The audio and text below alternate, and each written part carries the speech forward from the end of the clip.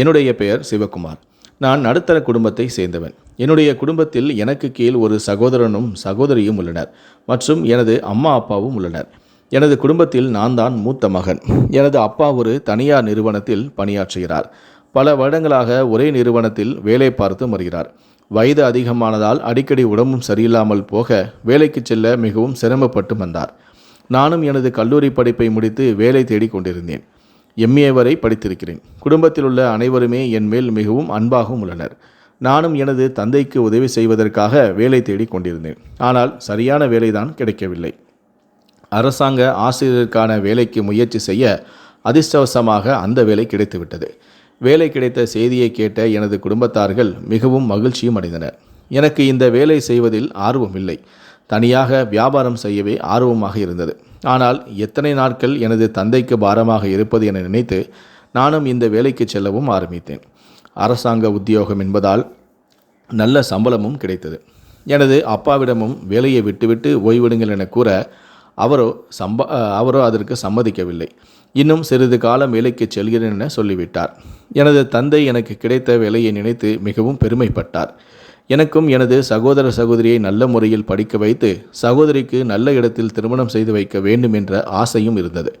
சகோதர சகோதரியும் என் மேல் மிகவும் பாசமாகவும் இருந்தனர். நான் பணிபுரியும் பள்ளியில் எனக்கு 7ஆம் வகுப்பு ஒதுக்கப்பட்டிருந்தது. அந்த வகுப்பில் சுமார் 35 மாணவ மாணவியர்கள் பயின்று வருகிறார்கள். அந்த பள்ளியில் 12ஆம் வகுப்பு வரை இருந்தது. நான் மாணவ மாணவிகளிடம் கண்டிப்பாக நடந்து கொள்வது இல்லை. என்னால் முடிந்த அளவிற்கு அவர்களுக்கு அன்பாக பாடம் சொல்லிக் கொடுப்பேன். இதனால் அனைத்து மாணவ மாணவிகளும் மாணவிகளுக்கும் என்னை மிகவும் பிடிக்கும். ஒரு நாள் அலுவலகத்தில் அமர்ந்து வினாத்தாள்களை திருத்தி கொண்டிருந்தேன். அப்பொழுது எனது வகுப்பில் இருந்த ஒரு மாணவி வந்து என் அருகே வந்து நின்றாள். அவளுக்கு 14 வயது இருக்கும். நானும் என்னவென்பது போல அவளை பார்க்க அவளோ, சார், நான் உங்களை திருமணம் செய்து கொள்கிறேன் என்றாள். பிறகு நான் அவளை பார்த்து என்னவென்று கேட்டேன். ஏனென்றால் நான் கேட்டது தவறாக கூட இருக்கலாம், என் காதில் விழுந்திருக்கலாம் என்று நினைத்து கேட்டேன். மறுமுறையும் அவள், சார், எனது திருமணம் உங்களுடன் நடைபெறும், நீங்கள் தான் எனக்கு கணவனாக வருவீர்கள் என்றாள். அவள் அப்படி சொன்னதுமே அதிர்ச்சியுடன் அவளையே பார்த்து கொண்டிருந்தேன். ஆனால் அவளோ நான் சொன்னதில் எந்த தவறும் இல்லை என்பது போல நம்பிக்கையுடன் நின்று கொண்டிருந்தாள். நான் அவளிடம் என்ன பேசுகிறாய் என்று தெரிகிறதா என சற்று கோபத்துடன் கேட்டேன். அந்த மாணவியின் பெயர்தான் சித்ரா. ஆனால் இவ்வளவு சொன்னதையே சொல்லி கொண்டிருந்தாள். சார், நீங்கள் தான் எனது கணவர், நான் தான் உங்கள் மனைவி என்றாள். அவள் அப்படி சொன்னதுமே அவள் மேல் கோபப்படுவதா இல்லை எனக்குள்ளே நான் என்று யோசித்து எனக்குள்ளே சிரித்து கொள்வதா என்பது புரியாமல் நின்று கொண்டிருந்தேன். நானும் சிறுமி தெரியாமல் சொல்கிறாள் என அதை பெரிதாக எடுத்து கொள்ளவும் இல்லை. அவளிடம் இதே போல சொல்வது தவறு. குரு என்பவர் அப்பா அம்மாவுக்கு போன்றவர். நீ போய் உனது படிப்பில் கவனம் செலுத்து என்று அவளை அனுப்பி வைத்து விட்டேன். மாணவியான சித்ராவும் படிப்பில் படுசுட்டி. எதையுமே சுலபமாக புரிந்து கொள்வாள். அனைத்து பாடங்களிலும் முதல் மதிப்பெண் பெற்று வந்தாள். பிறகு அவளை பார்க்கும் பொழுதெல்லாம் அவள் சொன்ன வார்த்தைகள் தான் நினைவுக்கு வந்து போகும். நானும் மனதில் சிரித்தும் கொள்வேன். நானும் 2-3 நாட்களில் இதை மறந்துவிட்டேன். எனக்கும் ஒரு பழக்கம் இருந்தது. அனைத்து மாணவர்களையும் ஒரே மாதிரியாக பார்க்கும் எண்ணம் இருந்தது. இதனால் அவர்களுக்குள்ளேயே தாழ்வு மனப்பான்மை வராமலும் பார்த்து கொண்டேன். சில நாட்கள் கழித்து பள்ளி முடிந்து வீட்டிற்கு சென்றேன். நானும் சற்று ஓய்வெடுக்கலாம் என்று எனது அறையில் படுத்திருக்க எனது அம்மா வந்தார். நான் எழுந்து உட்கார்ந்து என்னவென்பது போல பார்த்தேன். சாதாரணமாக எனது அம்மா ஏதாவது விஷயம் இருந்தால் மட்டுமே எனது அறைக்கு வருவார். அவரும் எனது அருகில் அமர்ந்து, சிவா குமார், உனக்கு நாங்கள் ஒரு பெண் பார்த்துள்ளோம். பெண்ணும் மிகவும் அழகாக இருப்பாள்.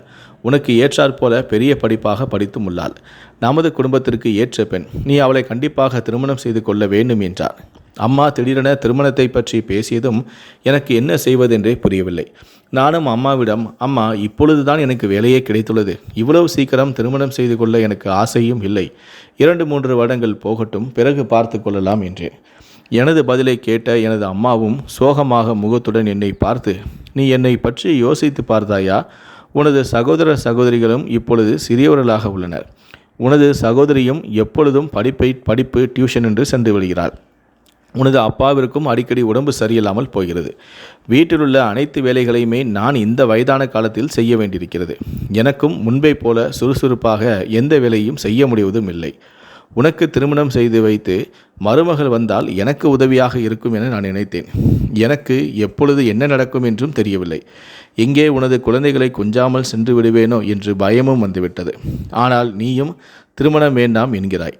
உனது விருப்பப்படியே செய் என்று அழுது கொண்டே எழுந்து அறையை விட்டு செல்ல முயன்றார். நானும் அம்மாவின் கையை பிடித்து அவரை அமர வைத்தேன். சிறிது நேரம் அமைதியாக இருந்தார். பின்பு நானும் யோசிக்கத் தொடங்கினேன். எனது வீட்டில் எதற்கும் குறைவில்லை. இப்பொழுது நானும் அரசாங்க உத்தியோகத்தில்தான் உள்ளேன். நல்ல சம்பளமும் கூட. அப்பாவின் இவ்வளவு வருட சேமிப்பில் ஓரளவு செல்வமும் எங்களிடம் உள்ளது. திருமணம் செய்து கொள்ள எந்த தடையும் இல்லை. நானும் அம்மாவின் நிலைமையை புரிந்து கொண்டு அவரிடம் சரி, உங்கள் விருப்பம் என்று நான் பதில் கூறினேன். எனது பதிலை கேட்டு அம்மாவும் மிகவும் சந்தோஷம் அடைந்தார்.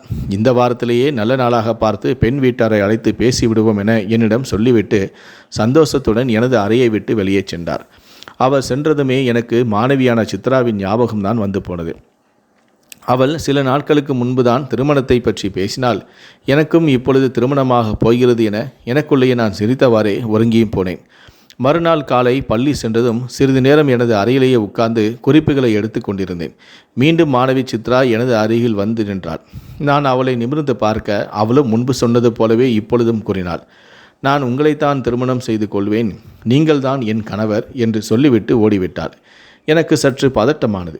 மாணவி சித்ராவை இவ்வளவு நாள் சிறுமி என்று நினைத்து அதிகமாக இடம் கொடுத்து விட்டோமோ என தோன்றியது.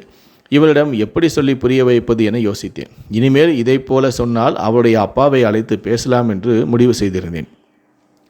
இதை பற்றி மற்ற ஆசிரியர்களிடம் சொன்னால் கூட அவர்களும் இதையே தான் சொல்வார்கள். அவள் சிறுமி, சிறிது காலத்திலேயே அவளாகவே சரியாகி விடுவாள், இதை பெரிதாக எடுத்துக்கொள்ளாமல் விட்டுவிடுங்கள் என்றுதான் கூறுவார்கள். நான் நினைத்தது போலவே சில நாட்களில் மீண்டும் வந்து நீங்கள்தான் என் கணவர் என்று கூற எனக்கு கோபம் தலைக்கேறியது. உடனடியாக அவளை பிடித்து நிறுத்தினேன். மிகவும் கோபத்துடன், நீ என்ன காரியம் செய்து கொண்டிருக்கிறாய்? படிப்பதற்கு வந்தால் படிப்பை மட்டும் கவனி. உன்னை இனி விடுவதாக இல்லை. நாளை பள்ளி வரும்பொழுது உன் அப்பாவையும் அழைத்து வா என கோபமாக கத்தினேன். ஆனால் அவளோ பயப்படுவது போல தோன்றவில்லை. மாறாக, எனது அப்பா இங்கெல்லாம் வரமாட்டார், வேண்டுமானால் நீங்கள் எனது வீட்டிற்கு வாருங்கள் என்று சாதாரணமாக சொன்னாள். எனக்கு இன்னும் கோபம் அதிகமானது. ஏன் வரமாட்டார் என கேட்க, அவருக்கு 2 கால்களும் இல்லை, வேண்டுமானால் நீங்கள் வாருங்கள் என்று கூறிவிட்டு சென்றாள். எனக்கு ஒருபுறம் அவரது அப்பாவை நினைத்து பாவமாக இருந்தாலும் மறுபுறம் இவளை இப்படியே விடக்கூடாது. பள்ளி முடிந்ததும் அவரது வீட்டிற்கு செல்லவும் முடிவெடுத்திருந்தேன். பள்ளி முடிந்ததும் மாணவியான சித்ராவை கூட்டிக் கொண்டு அவளது வீட்டிற்கு நடந்தேன். 15 நிமிடம் நடந்த பின்பு ஒரு வீட்டை காண்பித்து இதுதான் எங்கள் வீடு என்றார். அந்த வீடு பார்ப்பதற்கு மிகவும் பழமையானதாக தோன்றியது. உள்ளே சென்று பார்க்க சற்று பயமாகவே தோன்றியது. ஏனென்றால் அந்த வீடு இருட்டாக காட்சியளித்தது. நானும் உள்ளே இருந்த 2 அறைகளில் பார்த்தேன். அங்கே யாருமே இல்லை. நானும் சித்ராவிடம் உனது அப்பா ஊனமுற்றவர் என்று சொன்னாய், ஆனால் வீட்டினில் யாரும் இல்லையே என கேட்க, அந்த அறையில் உள்ளார் என ஒரு அறையை காண்பித்தாள். நானும் அங்கே சென்று பார்க்க அதன் உள்ளும் யாரும் இல்லை. நானும் கோபமாக திரும்பி பார்க்க அங்கே உடல் பருத்த ஒரு பெண் நின்று கொண்டிருந்தாள். நான் ஒரு நிமிடம் பயந்து பின்வாங்கினேன். நான் அவரிடம் நீங்கள் யார் என கேட்க, அவளோ நான் சித்ராவுடைய அம்மா, நீங்கள் யார் என என்னிடம் கேட்க, நான் அவளுடைய ஆசிரியர் என்றேன். அவளோ சிரித்தவாறே, அப்படியென்றால் திருமண ஏற்பாடுகளை செய்துவிட வேண்டியதுதான் என்றார். எனக்கும் சற்று பயமாக இருந்தாலும் வெளிக்காட்டிக் கொள்ளாமல் கோபத்துடன், என்ன உளறுகிறீர்கள்? உங்கள் பெண்ணை பற்றி அவளது அப்பாவிடம் பேசவே வந்தேன், நீங்களும் இதே போல கூறுகிறீர்களே என்றேன். அவரும் நீங்கள்தான் எனது பெண்ணை திருமணம் செய்து கொள்ள வேண்டும் என்றார். நானும் கோபமாக, உங்கள் பெண்ணுக்கு திருமணம் செய்யும் வயதா இது? அவள்தான் சிறுமி, தெரியாமல் பேசுகிறார் என்றால் நீங்களும் இதையே சொல்கிறீர்களே. அவளுக்கு இப்போது 14 வயதுதான் ஆகிறது. திருமணம் செய்ய முற்பட்டால் நீங்கள் தான் ஜெயிலுக்கு போக வேண்டும் என்றேன். அதற்கு அவரும் இது நான் முடிவு செய்தது அல்ல, உனது அம்மாதான் முடிவு செய்தார் என்றார். அவர்தான் எனது பெண்ணை உனக்கு திருமணம் செய்து வைக்க வேண்டும் என்றார் என கூற எனக்கு அதிர்ச்சியாக இருந்தது. அவருக்கு எனது அம்மாவை எப்படி தெரியும் என்று யோசித்தவாறே வீட்டை விட்டு வெளியே வர முயற்சி செய்தேன். அப்பொழுது திடீரென பின்னாலிருந்து ஒரு அடி பலமாக என் தலையில் விழுந்தது.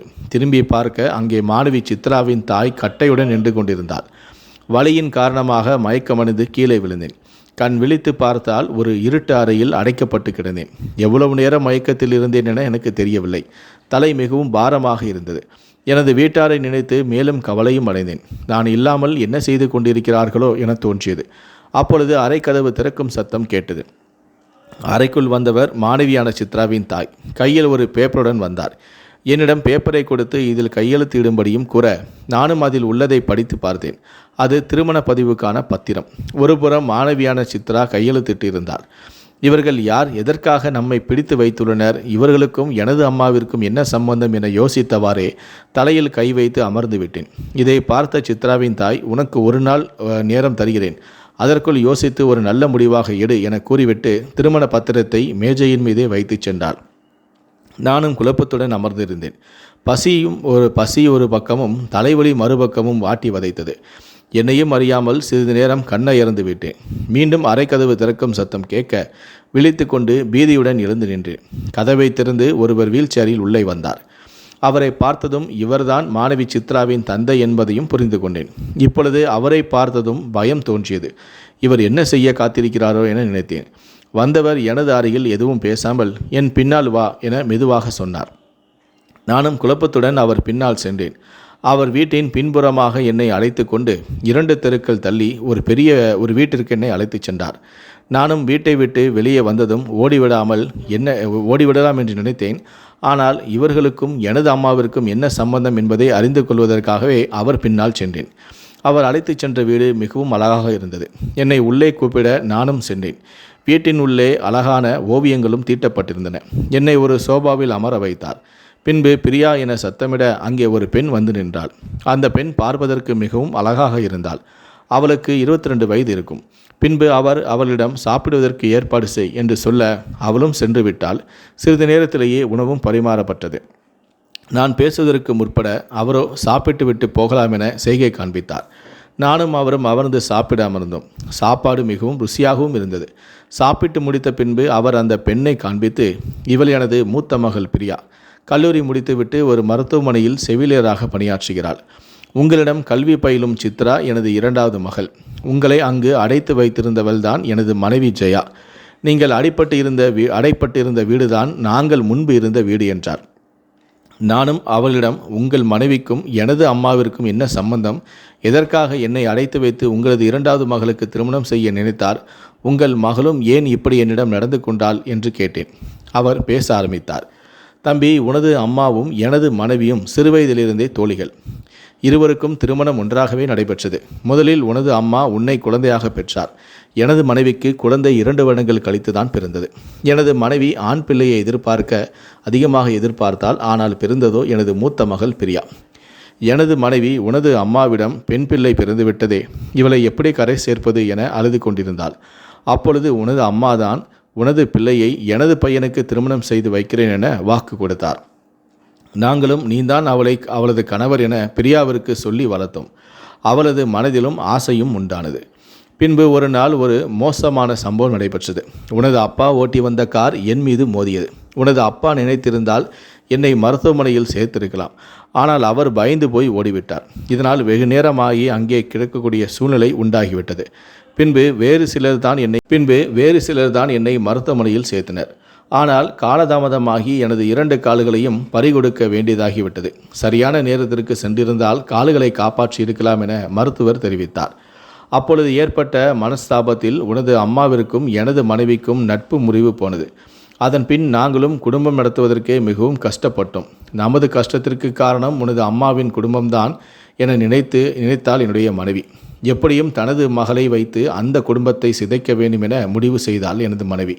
அதன்படி பிரியாவிடம், நீ எப்படியும் உன்னை திருமணம் செய்து கொள்ள வேண்டும், திருமணமாகி சென்றவுடன் அந்த குடும்பத்தில் உள்ளவர்களை பழிவாங்க வேண்டும் என்று கூறினாள். ஆனால் பிரியாவோ அதற்கு சம்மதிக்கவில்லை. ஏனென்றால் அவள் மிகவும் நல்லவளாக இருந்தாள். மகள் பிரியாவும் திருமணமே ஆகவில்லை என்றாலும் பரவாயில்லை, அவரை திருமணம் செய்து கொண்டு அங்கு உள்ளவர்களை கஷ்டப்படுத்த என்னால் முடியாது என முற்றிலுமாக மறுத்துவிட்டாள். எனது மனைவியும் கோபமுடன் அவளிடம் சண்டையிட்டு எங்களை விட்டு பிரிந்து பழைய வீட்டில் தனது 2வது மகளுடன் வசிக்கத் தொடங்கினாள். பிரியா கேட்கவில்லை என்றால் என்ன, சித்ராவை வைத்து எப்படியும் உங்கள் குடும்பத்திற்கு களங்கம் உண்டாக்க வேண்டும் என நினைத்தாள். எனது மனைவி சொன்னது போலவே மகளான சித்ராவும் நடந்து கொண்டாள். அவளுக்கு விவரம் எதுவும் தெரியாது. அவளை திருமணம் செய்தது போல எப்படியும் திருமண பத்திரத்தில் கையெழுத்து வாங்கி கொண்டு போலீசில் படிக்கும் பெண்ணை திருமணம் செய்து கொண்டான் என பொய் பரப்புவதுதான் அவளது திட்டமாக இருந்தது. இப்பொழுது கூட உங்களின் மேல் மதிப்பும் மரியாதையும் அதிகம் இருந்ததால் தான் 2வது மகள் சித்ரா எங்களிடம் சொல்லித்தான் நீங்கள் அங்கு அடைப்பட்டு கிடப்பது எங்களுக்கு தெரியும். நீங்கள் இந்த இடத்தை விட்டு சென்று விடுங்கள் என எனது மனைவிக்கு பழிவாங்கும் எண்ணம் அதிகமாகிவிட்டது. அவள் வந்தால் என்ன வேண்டுமானாலும் நடக்கலாம், நீங்கள் சென்று விடுங்கள் என என்னிடம் கூற நானும் அங்கிருந்து புறப்பட்டு எனது வீட்டை அடைந்தேன். என்னை காணாமல் பதறிக்கொண்டிருந்த குடும்பத்தினரை கண்டவுடன் அவர்களுக்கு எல்லையற்ற மகிழ்ச்சியும் உண்டானது. என்னை கட்டி பிடித்து அழ ஆரம்பித்தனர். பின்பு விவரங்களை கேட்க அனைத்தையுமே நான் அவர்களிடம் கூறினேன். இதை கேட்ட எனது அப்பா மிகவும் மனமுடைந்து போனார். தன்னால் ஒரு குடும்பம் கஷ்டப்படுவதை நினைத்து கண் கலங்கினார். எனது அம்மாவும் தோழியின் பழிவாங்கும் எண்ணத்திற்கு நானும் காரணமாகி விட்டேனே என மனதால் துடித்தார். பின்பு மூவருமாக சேர்ந்து அவரது வீட்டிற்கு சென்று மன்னிப்பு கேட்கலாம் என அவர்களின் வீட்டிற்கு சென்றோம்.